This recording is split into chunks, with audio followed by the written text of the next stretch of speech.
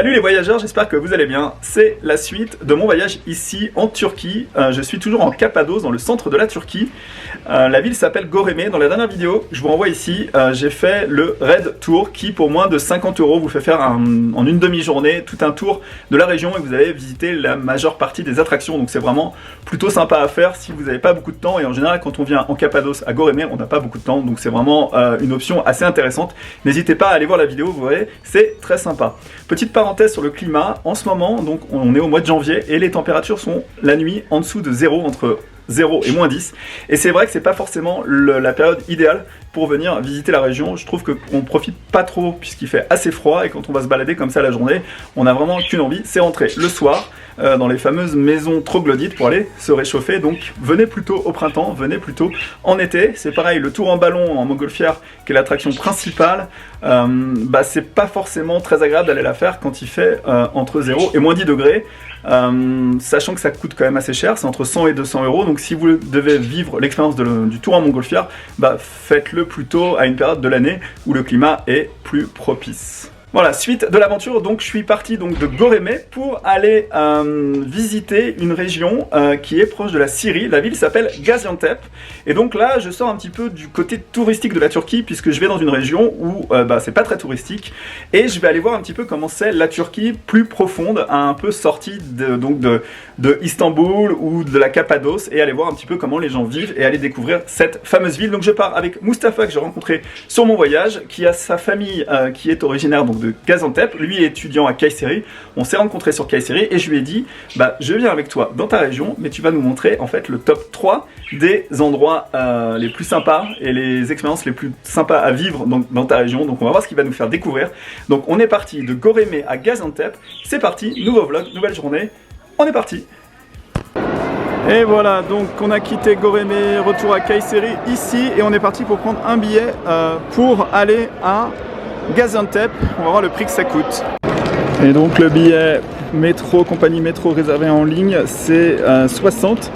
Donc ça fait à peu près 8 €. Et on est parti pour aller dans le bus maintenant. Voilà, donc c'est ce genre de bus ici, le bus métro. On va monter à l'intérieur, je vais vous montrer comment c'est a priori plutôt confortable. Et donc c'est 6 heures pour arriver à la ville de Gaziantep, à la frontière avec la Syrie. Bon voilà, à l'intérieur du bus, en fait, on a des sièges ici inclinables avec ici un petit écran pour regarder des films, une petite tablette.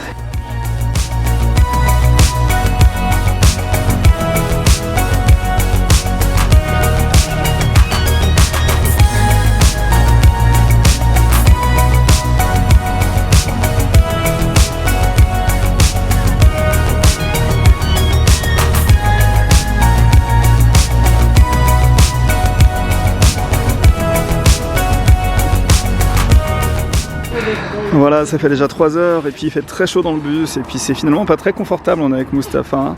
How far are we from Gaziantep, Mustapha? How far? 3 hours. Maybe. It's too long and it's too hot inside. You told me it's going to be a very nice and comfortable bus. Not even tea. Not even tea. Okay, so 3 more hours. Yeah. And after we will discover your city. Lot of fun things to do there. Okay. Mustafa, what it is? What's the name? Gazliame? Yeah. And what is this made with? It's like cheese and it's bread. It's bread? Yeah. Et c'est fait ici avec amour par la petite dame ici qui est en train de cuisiner.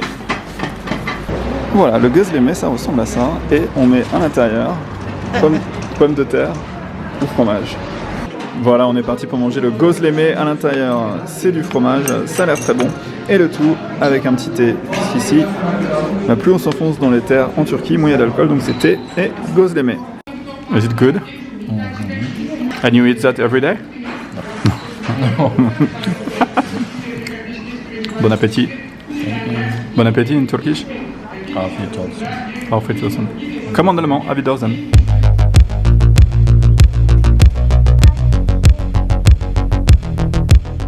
Et me voilà arrivé à Gaziantep avec le bus ici de la compagnie Metrobus et maintenant je suis parti dans cette direction là pour aller à mon hôtel. Ça c'est la station de bus ici à Gaziantep. Et en fait, les stations de bus en Turquie, bah, c'est plutôt grand et le bus est plutôt utilisé. Donc voilà, là-bas, vous avez tous les comptoirs où on peut prendre des bus pour aller un petit peu partout dans toute la Turquie en bus. Et c'est pas cher.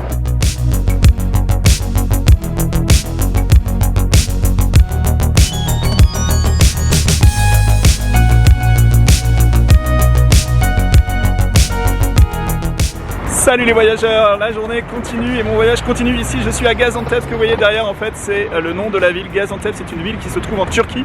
C'est une ville qui est moins touristique que les villes dans lesquelles j'ai été auparavant, à savoir Göreme, Kayseri. Kayseri n'était pas trop touristique non plus.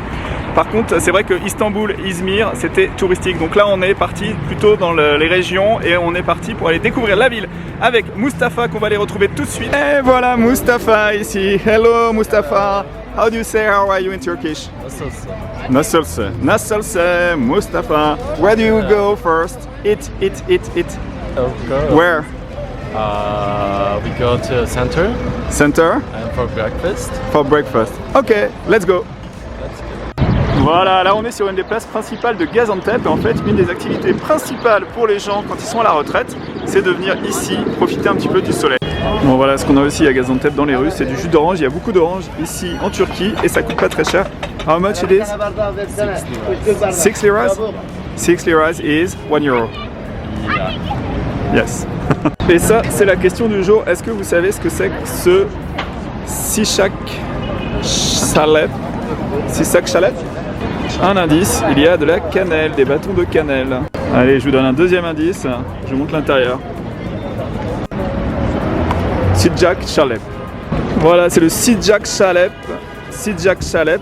Qu'est-ce que c'est pour vous? Dites-moi.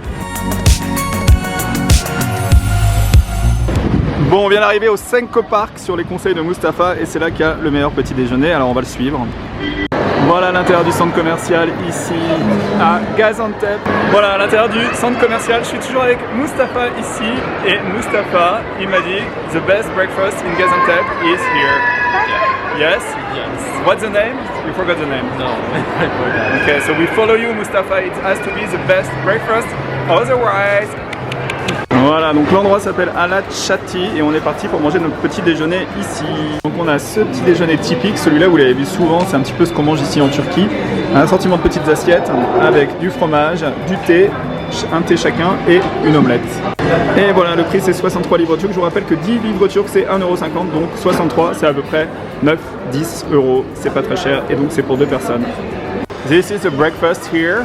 Yeah. You eat Yeah. every what? Once Every month, maybe. every month, so it's not like a typical breakfast, no? No. What do you eat in the morning? Eggs. Eggs, Yeah. bread, tea, Bread, tea, yeah. And tomato. tomatoes. Yeah. Ok. Et voilà le petit déjeuner pour deux personnes ici. Ah, regardez si ça a l'air bon. On a des olives, on a une sorte de concentré de tomates avec des épices, concombre, tomates, des piments. Ici c'est du fromage, de la confiture et du miel, et du beurre et du fromage de chèvre. Et voilà, bilan des courses, ça coûte 67 pour deux.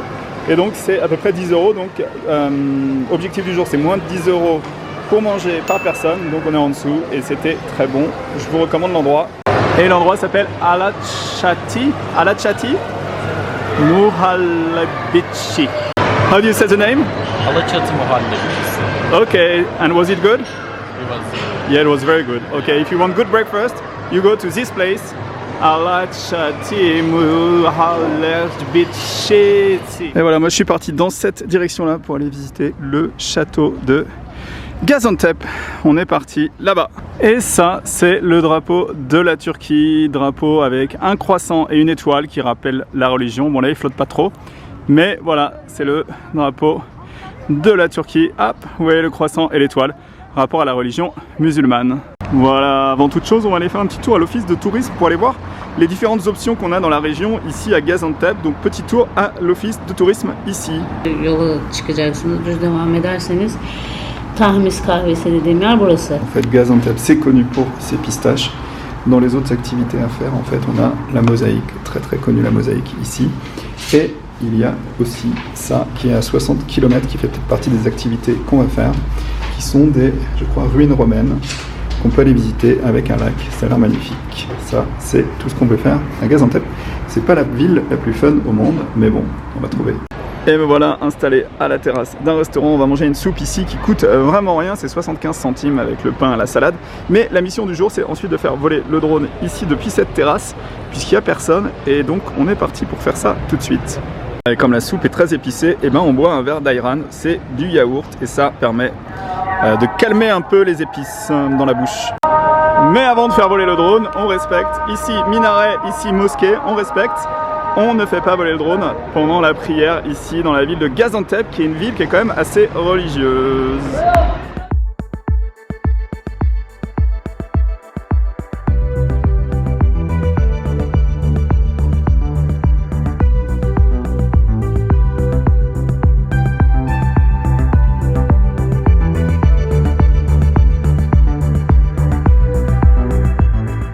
La fameuse forteresse de Gaziantep, et on est parti pour visiter ça tout de suite. On va aller voir quelle est un petit peu l'histoire de la forteresse. Je vous raconte ça quand je suis en haut. Bon voilà, je viens de prendre mon billet pour rentrer dans la forteresse. C'est 10, donc c'est 1,50 €. On va voir si j'ai le temps, il reste 1 heure. Voilà, juste à l'entrée, il y a un panneau en fait qui indique que le château date de 3600 avant Jésus-Christ. Il faut savoir que le château, il a été plusieurs fois modifié et surtout qu'il a servi en fait pendant la résistance des Turcs, pendant la guerre contre les Alliés et notamment, j'imagine, les Allemands. Il faut que je fasse des recherches là, je suis vraiment très mauvais. Donc on est parti pour faire la visite par ici. À l'entrée, on a une statue. Alors je me suis pas trop renseigné. Le mec, il s'appelle Shahin Bey et ce que vous voyez en fait juste à gauche, donc c'est la ville de Gaziantep. Et là, vous avez juste à côté une mosquée. Particularité, le minaret est tout doré. C'est assez joli. Et voilà, des statues et encore d'autres statues et encore plus de statues. Et puis il n'y a pas vraiment d'audio guide en anglais. Alors du coup, je sais pas trop à quoi ça correspond. Bon, particularité du château, c'est qu'il y a des douves, comme tout bon château fort. Et là, moi, je suis sur la partie en fait ici qui est le pont-levis, anciennement pont-levis, qui permettait en fait d'empêcher les gens de rentrer quand c'était bloqué et qu'il y avait de l'eau. Voilà, d'autres statues. Et là, on arrive au pied du château. Et donc, c'est l'entrée principale.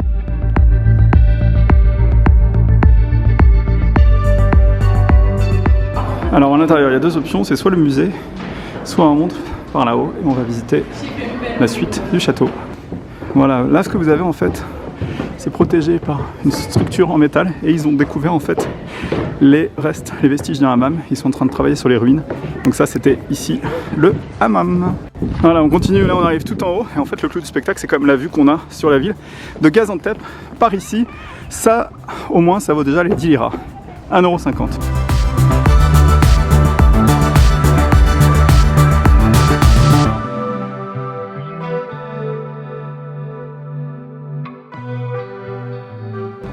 Donc ça c'est la partie haute du château. Ce que vous avez ici c'est en dessous le hammam et il y a un tas de petites passerelles pour monter et visiter. C'est vraiment des vestiges en fait. Ils ont dû creuser pour faire des recherches et trouver. Je pense que le château n'a pas été très entretenu pendant très longtemps. Donc on est reparti pour faire le tour vers les petites passerelles. Donc une fois on fait tout le tour du château fort et vous voyez il est bientôt l'heure pour le soleil de se coucher.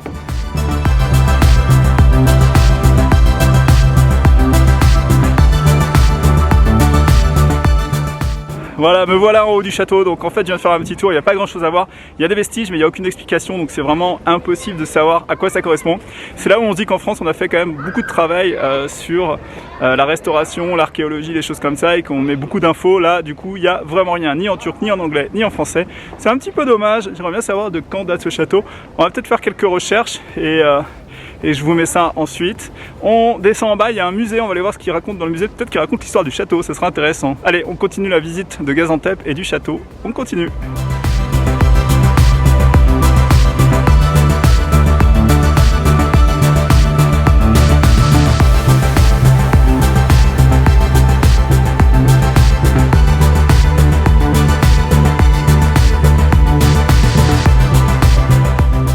Bon, on est toujours avec Mustapha ici dans sa ville à Gaziantep. And what we're gonna do now, Mustapha? We're gonna eat baklava.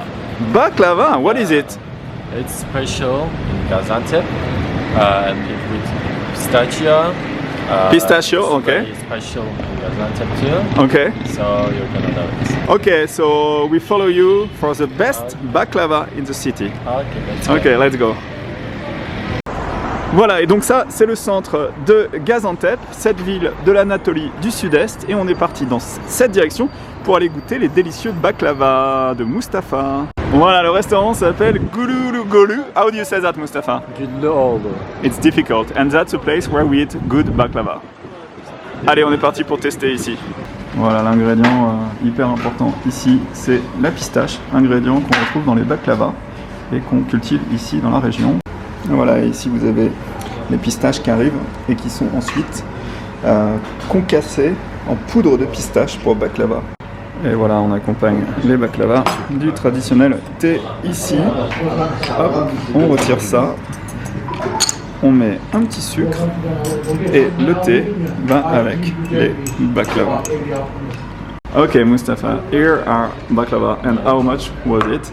24 liras. 24 liras. How much is it in euros? I think It's almost 4 euros. 4 euros. It's little expensive, but it's all good product. Les bons baklava. Regardez les bonnes pistaches à l'intérieur. Fait maison, ça c'est la bonne petite baklava. Voilà, ça c'est le deuxième type de baklava. Et là, il n'y a pas de pistache écrasée en fait, c'est juste de la poudre. Voilà, le dernier type de baklava, c'est le mikié.